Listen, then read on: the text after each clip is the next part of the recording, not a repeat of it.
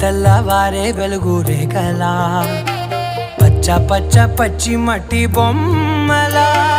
అల్లి బిల్లి వెన్న పాల నురగలా అచ్చ తెలుగు ఇంటి పూల కొమ్మలా దేవదేవుడే పంపగా ఇలా దేవతే మా ఇంట అడుగే పెట్టెనంట బ్రహ్మ కళ్ళలో కాంతులే మా అమ్మలా మా కోసం మళ్ళీ లాలి పాడేనంట.